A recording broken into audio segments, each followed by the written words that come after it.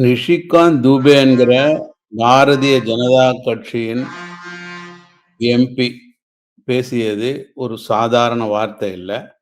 அது ஆர்எஸ்எஸ், பாஜகவின் கருத்து தான். இதுல என்ன கொடுமைன்னு பார்த்தீங்கன்னா, அவர் ஒரு எம்பி.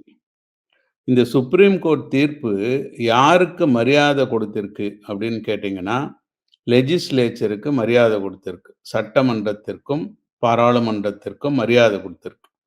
அந்த உறுப்பினர்கள் மக்களால் தெரிவு செய்யப்பட்டவர்கள். மக்களின் கருத்தை பிரதிபலிப்பவர்கள். அவர்கள் வாக்களித்து ஒரு மசோதாவை சட்டமாக்குவதற்கு தீர்மானித்தால், அந்த மசோதாவை காலவரையின்றி கிடப்பில் போடுவது ஆளுநருக்கோ, குடியரசுத் தலைவருக்கோ தாங்கள் வகிக்கும் கடமைக்கும், பொறுப்பிற்கும் அழகல்ல என்பதை தெள்ளத் தெளிவாக, விளக்கமாக சொல்லியிருக்காங்க.